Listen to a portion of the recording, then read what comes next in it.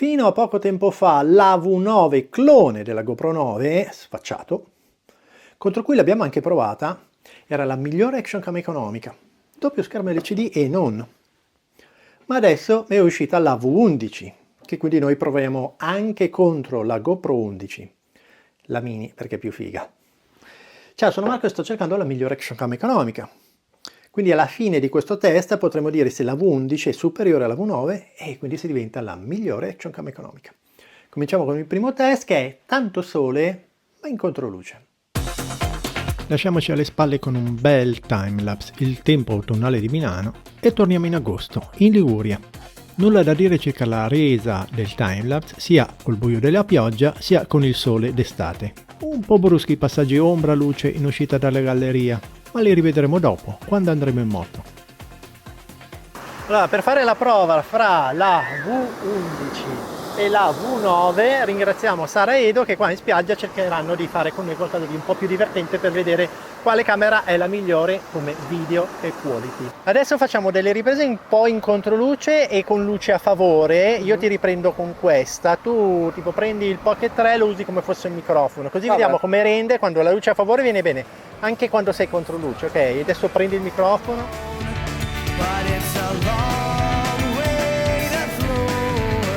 Molto buona la resa con forte illuminazione, anche quando ho cercato di metterla in difficoltà, andando in controluce, ha dimostrato una discreta gamma dinamica, perché vedete che non c'è un eccessivo contrasto tra il viso in controluce rispetto alle aree più illuminate del cielo e del mare con il riflesso del sole, che gestisce anche bene.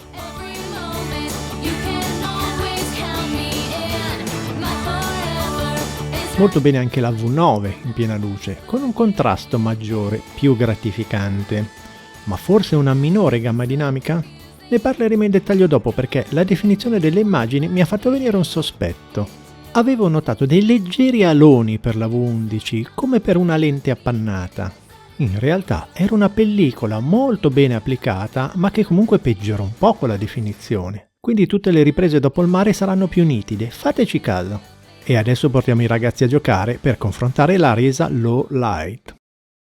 Devo vincere, devo vincere, devo vincere, devo vincere, devo vincere. Ok Sara, capito, ma siamo qua per le action. Ambedue hanno la possibilità di attivare l'impostazione low light. Facciamo caso alla texture dell'immagine e notiamo quanto rumore digitale c'è senza e poi con l'opzione attivata per la V9. Basta, io non ce la faccio più, Devo vincere! La V11 ha registrato malissimo questo controluce, ma l'immagine è molto meno disturbata dal rumore digitale già senza l'opzione low light attivata. Se la attivo, la registrazione diventa pulitissima. Guardate che bello il dettaglio del riflesso di luce. Certo che l'immagine è un po' scura. È il caso di indagare questo aspetto scientificamente. Ok, che setup abbiamo qua? Vogliamo dire con certezza che questa action cam è meglio di queste in condizioni di scarsa illuminazione. Ma che cos'è la scarsa illuminazione? A me non piace dire c'era poca luce come la sera alle 6, sì, ma alle 6 di luglio, di agosto o di gennaio. Quindi qua abbiamo creato una situazione in cui prima riprendiamo una foto, la quale è registrata da tutte le action cam con tanta luce. Cos'è tanta luce? Tanta luce è più o meno la stessa luce che c'è d'estate al mare, ok? D'estate al mare in agosto. Una giornata di sole ci sono circa, indicatamente, 100.000 lux come illuminazione. È tanta roba, è veramente tanta roba, ma lo otteniamo grazie a questo LED a 350 watt. Quindi partiamo da una situazione ideale, quindi tutte le action cam, anche le più economiche, con 100.000 lux, ce la fanno a fare un'immagine senza digital noise.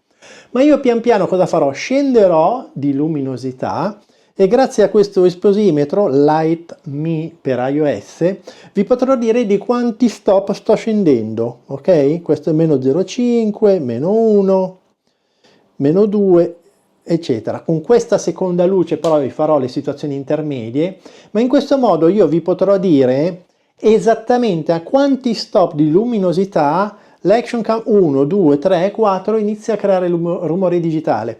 Per chi non è tanto avvezzo a questi termini, il test è semplicemente man mano che la luce diminuisce, la camera che crea prima il rumore digitale è la peggiore.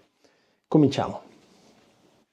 Ovviamente da 100.000 fino a 2.000 lux non si nota nessun comportamento anomalo, ma se ci fate caso, fra 7 e 8 stop di decrescita si nota un cambio di gestione della luminosità per la V9, la quale da 9 stop in poi registra immagini molto più chiare della V11 fino al punto in cui a 12 stop la V11 è quasi completamente buia e la V9 risulta ancora visibile, ma con una incredibile quantità di rumore digitale. L'attivazione del filtro Auto Low Light è più evidente sull'immagine registrata dalla V9 che senza da 9 stop di luminosità in giù aveva molto rumore digitale. La V11 già senza questo filtro restituisce un'immagine più pulita e con il filtro, quando probabilmente cala il frame rate, pare mostrare un po' più definizione nelle immagini. Scelte progettuali molto diverse per le due Action Cam. Con il filtro attivato da 11 stop in poi la V11 risulta nettamente più scura. Per confrontare le performance rispetto a Action Cam molto più costose, ecco qua la Insta360 Go 3, quando c'è poca luce, cioè da 10 stop in giù. Vi sareste aspettati differenze più notevoli? Già dalla mia introduzione si era capito che V11 e V9 hanno due impostazioni diametralmente opposte. Mentre la V9 privilegia la chiarezza dell'immagine a discapito del rumore digitale, la V11 predilige un'immagine molto pulita, al limite buia. E vediamo anche la differenza con la GoPro 11. Ho messo il cappellino così mi metto un po' più di difficoltà. Vediamo qua con la luce delle vetrine, il solito casino, e là con la luce crepuscolare perché ormai sono le 7:30 del 3 ottobre. E la GoPro 11 cerca di valere tutti i 300 euro che costa, unendo la chiarezza della V9 con la nitidezza della V11. Se volessimo far di meglio la notte, dovremmo probabilmente passare a una Insta360 One R con sensore da 1 pollice, oppure Ace con intelligenza artificiale. Di qua Giovanni che il microfono è vicino, quindi abbiamo registrato il furto con altre action cam economiche e nel registrare i tuoi movimenti inconsulti non è che se la siano cavata benissimo. Quindi adesso facciamo la stessa scena con la V11 e vediamo come va. Io te la faccio partire, tieni come l'altra volta, vai. Inizio? Va bene. Niente. Ah, ciao! Non mi prendi, non mi prendi, non mi prendi, non mi prendi. Ma Cosa dai, non mi prendi? ma dammela! Ah! Hai fatto le scarpe! Dammela! Aiuto! Aiuto!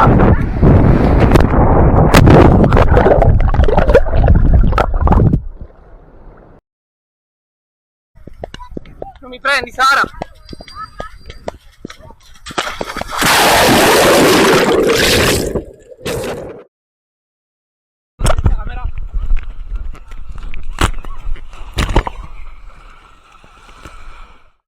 Bello potersi lanciare in acqua senza paura di rovinare l'action cam perché è impermeabile fino a 10 metri senza dover montare una custodia subacquea.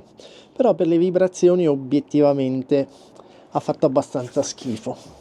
È per questo che io questi test preferisco farli con una macchina, perché questa ha ampiezza fissa e frequenza delle vibrazioni che io posso impostare su 5 velocità.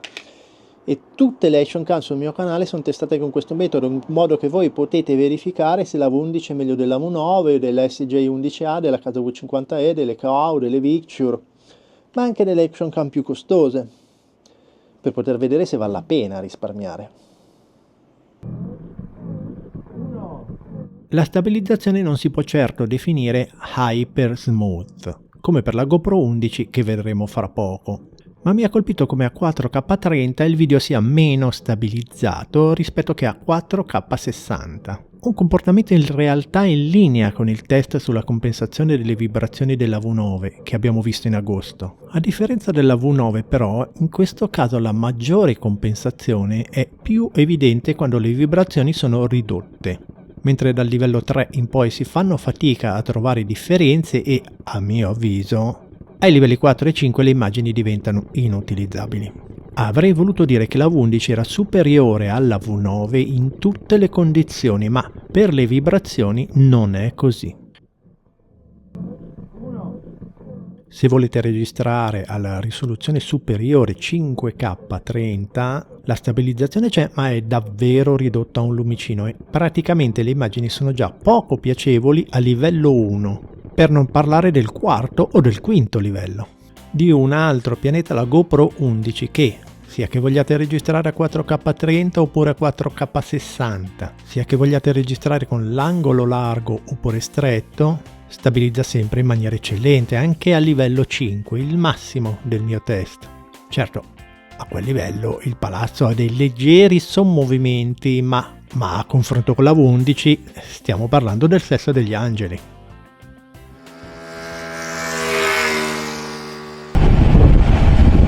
Il rilevamento strumentale delle vibrazioni ci dice che la V9 compensa molto bene, ma in realtà la compensazione delle micro vibrazioni, anche su una strada liscia come quella del Passo dello Spluga, è davvero pessima. La camera era montata su una delle due forcelle anteriori che qui notiamo copiare le micro asperità dell'asfalto. Notate che va tutto bene finché non ci sono micro vibrazioni, come quando la strada è perfetta, oppure se la montiamo su un supporto da busto. E in questo caso soffre un po' delle oscillazioni e delle accelerazioni e delle frenate.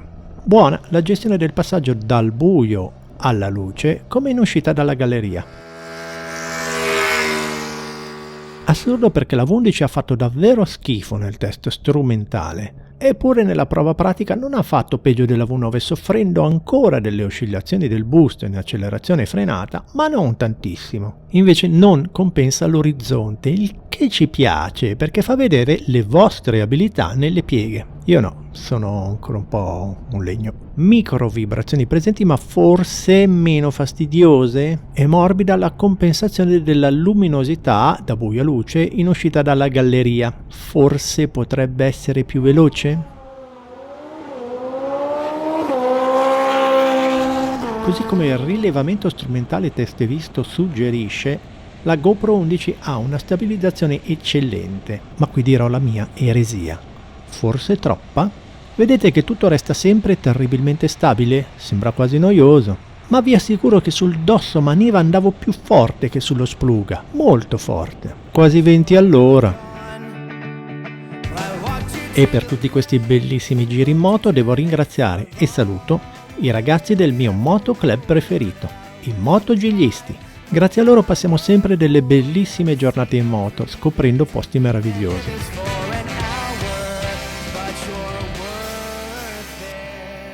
Vogliamo capire come funziona l'antivento fra la V9 e la V11, quindi io vi do una camera a testa, un supporto a testa, voi capite come montare la camera sul supporto e poi quello che dovete fare sarà camminare e parlare in selfie mode. Noi vedremo, siccome c'è un pochino di vento, quale microfono è il migliore. Questo. Milano è una città che ti dà un sacco di opportunità. Torino invece no. Cosa c'è, Nils? Posso controbattere ciò dicendo che noi torinesi, ok, viviamo in una città più piccola di Milano. Molto più piccola. E ha solo una metro, ti ricordo. Ma poi vogliamo parlare anche dei licei, delle scuole, sono molto meglio quelle di Torino. Ne dubito. Non sono rimasto particolarmente impressionato dalla qualità del filtro antivento, quindi voglio fare un confronto scientifico. Grazie a un ventilatore alimentato, quindi non avremo cali di tensione, quindi di potenza, quindi l'aria impatterà sull'action cam sempre alla stessa velocità che noi misureremo. Abbiamo 3 velocità e vediamo quale action cam riesce a togliere il rumore, il fastidio del vento, la distorsione alla velocità 1, 2 o 3. Non avendo questo che è chiamato gatto morto, assomiglia un po' a un gatto, è rimasto solo il pelo, le action cam puntano su una riduzione digitale. Vediamo qual è più efficace facendo un confronto fra varie action cam. Cominciamo.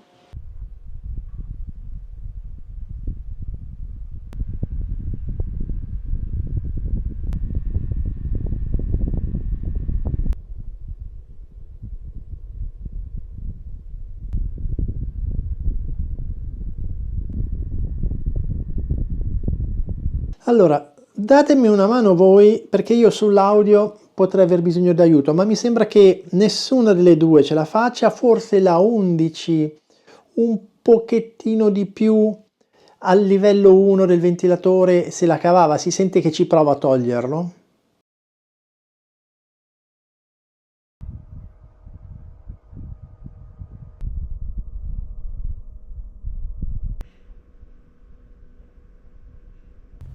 Allora, siccome mi sembrava che l'audio della V11 fosse come volume un po' più basso, facciamo una prova un po' più tecnica. Questo è l'audio a 70 cm come si sente la V11 e questo è a 70 cm come si sente la V9. Adesso facciamo per metri, quindi facciamo a 1 metro la V11 si sente così, a 1 metro la V9 si sente così come audio.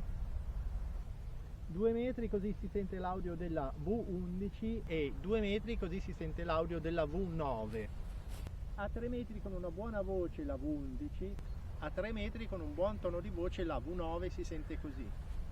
A 4 metri la V11 si sente così, a 4 metri la V9 si sente così. A 5 metri questo è l'audio della V11 e a 5 metri l'audio della V9 con un buon tono di voce. Se parlo come una persona normale l'audio diventa molto più basso e quindi questo è il tono di voce di una persona normale in un parco con qualche cinguettio, non c'è tanto rumore, però io sono abbastanza distante, sono a 5 metri. Non ero molto convinto dell'auto white balance della V9, ecco perché questo test con un colorimetro, il quale ci permetterà in post-produzione di rendere perfettamente fedeli i colori dal DJI Pocket, che ci servirà come riferimento per gli altri. Quindi il DJI Pocket lì sarà in mezzo e le altre action cam saranno di lato e si potrà capire quale action cam si avvicina di più al colore preciso con l'auto white balance. Notate l'incarnato, la tonalità della pelle che deve essere naturale, non troppo carica di rosso. Considerate anche le tonalità del verde. Quale immagine ha colori più naturali? Prendete a riferimento quella registrata dal DJI Pocket 3 e scegliete la vostra action preferita. È quella a sinistra o a destra? Considerate che per qualsiasi action cam regolare automaticamente il white balance con il sole molto basso è una sfida difficilissima, perché sono programmate per togliere qualsiasi dominante cromatica estesa su tutta la scena. In questo caso cercherà di compensare il rosso del sole, che però in parte deve esserci, perché siamo al tramonto.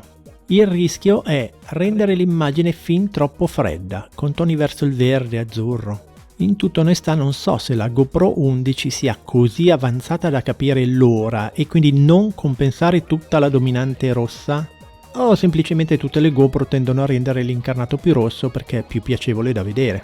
Non classificata, la SJ11 Active non per il white balance, ma per la ridottissima gamma dinamica. Strano, di solito registra bene. Adesso abbiamo impostato il wide angle per la V9 e la V11 in modo che si prenda anche un po' di cielo e i colori della natura con il verde dietro, il foliage come si dice, e il white balance è auto. Il DJI Pocket 3 è sempre calibrato in post produzione, quindi fa di riferimento per capire quale action cam è più vicina teoricamente al DJI Pocket 3, se il DJI Pocket 3 fa un buon lavoro. Ma sì, lo fa, dai. In questa scena io sono in ombra, mentre dietro c'è la luce diretta del sole al tramonto. Quindi la mia faccia dovrebbe essere meno carica di rosso, che invece deve dominare i colori delle piante dietro di me. La tonalità del mio incarnato dovrebbe essere un pochino fredda. Quale action cam ha registrato meglio? Io ho una leggera preferenza per la V11, voi che dite? Mi piace che ho la preview della GoPro qua, non so se si vede ma c'ho la preview della GoPro. Forse la SJ11 si avvicina maggiormente al DJI P3, però la dinamica delle luci è terrificante. La GoPro 11 è sempre piacevole. Forse un pochino troppo rosso? Ora fate caso al terreno, in questo caso alla spiaggia, perché dobbiamo valutare se la compensazione della distorsione prospettica funziona bene. Quando non è attivata è molto forte la distorsione fish eye, che viene quasi completamente rimossa quando il filtro è attivato. La funzionalità è ugualmente efficace su V9 e V11, peccato che non sia attivabile contemporaneamente con la stabilizzazione elettronica. Siccome la V11 ha la risoluzione superiore di targa di 5K30, vediamo se fa la differenza. Concentriamoci su quei palazzi là in fondo, su quei dettagli. La più recente V11 registra davvero in 5K 30 frame al secondo e davvero ha un bitrate quasi doppio rispetto alla V9. Ma voi notate una reale differenza fra le due immagini? Speriamo di sì, non vorrei scoprire che è più definita la V9 con la sua risoluzione 4K. La V11 è chiaramente stata progettata per la semplicità e ciò si nota anche quando la connettiamo al computer, perché immediatamente appaiono 4 opzioni in base a ciò che dobbiamo fare. Copiare i nostri video, usarla come webcam alta risoluzione, sfruttare l'alimentazione ma continuare a usarla normalmente, oppure ricaricarla. Usata come webcam ha dato meno problemi della V9 e ha funzionato tutto subito. L'ho selezionata fra le possibili sorgenti di ingresso dove si presenta come Sport Cam e ho scelto la risoluzione massima, che è Full HD. Nel confronto con la camera nativa del mio MacBook si nota come l'angolo sia molto più ampio, l'immagine più scura ma ancora una volta molto pulita. Direi che possiamo usarla per i nostri meeting o per registrare. Non c'è niente da obiettare alla costruzione della V11, sembra una GoPro. Ha lo schermo anteriore per le riprese in selfie, uno schermo posteriore abbastanza grande, decentemente visibile anche alla luce del sole e con una discreta risoluzione, e i vari bottoni facili da accedere e usare. Un aspetto noioso è lo sportellino laterale che protegge la porta USB-C, la memory card e il pulsante di reset. Essendo la camera impermeabile 10 metri, le guarnizioni sono molto dure, specie all'inizio, e non riuscendo ad aprirlo ho spesso usato un piccolo cacciavite, se notate là in alto. Il menu è chiaro e semplice da usare come nella V9, ma organizzato in modo leggermente differente. Abbiamo più scelta di risoluzioni, 5K30, 1080x120, 720 a 240 frame al secondo per un super slow motion. Il Full HD a 120 frame al secondo è molto interessante, il 720 a 240 frame al secondo è notevole. Come nella GoPro è stata inserita la possibilità di registrare 10 secondi precedenti la pressione del tasto REC, con pre-record. Auto low light non si vede perché il frame rate deve essere 60, ma c'è anche nella V11. Motion Detection la trasforma in una camera per la sorveglianza. Registrerà 15 secondi dopo qualsiasi movimento percepito nella scena. Nel secondo menu le prime 6 voci sono uguali e c'è anche la modalità Dashcam. Ma poi notiamo la prima mancanza rispetto alla V9. Purtroppo non ci permette di registrare da un microfono esterno USB-C. Una nota negativa sul touchscreen che, a differenza della V9, come vedete, non scrolla più in automatico, è meno fluido e questo porta a qualche impuntamento ed errore. È un po' fastidioso. Recentissima la release firmware, luglio 2024. Sono un po' gemelline, vero? Cioè tanto gemelline, sono quasi identiche. Diciamo eterozigote, non omozigote. Ma la V9 e la V11 hanno dei pregi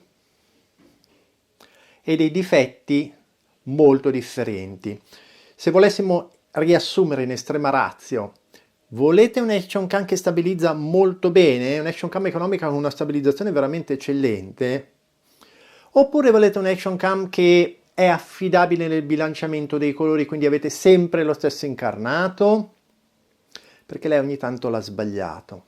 Però lei ha l'ingresso microfonico, quindi abbiamo visto nella puntata precedente un microfono esterno da 30 euro, quindi 74, 75, diciamo 80, più 30 cosa fa? 110, se la dovessimo comprare di marca, cioè Action Cam più microfono wireless, tanta roba. La V11 più recente aggiunge risoluzioni e frame rate, soprattutto slow motion, tanta roba in più. Lasciate stare onestamente il 5K, che forse è la lente, forse il sensore, forse l'oversampling. La resa low light, scegliete voi cosa preferite. Preferite che di notte sia luminosa, però con tanto rumore digitale, o preferite che sia un pochino buia, però con un'immagine molto limpida? Per il resto, stesse caratteristiche di costruzione veramente eccellente, e si spegne per il timeout. Costruzione eccellente, waterproof 10 metri e 4K30 un'ora, anche un'ora e mezza, quindi tanta roba, batteria non sostituibile. Va bene, ci vediamo alla prossima. Per favore lasciate un commento, un like per i due ragazzi che mi hanno aiutato per ben 2 giorni. Questo è il video del DJI Neo con tutte le prove di volo e a loro fa piacere, sono giovani, insomma, lasciate un commento a loro, Sara e Edo. E noi ci vediamo alla prossima, perché cerchiamo sempre i migliori prodotti economici, ma i migliori, quasi a livello dei but it's a long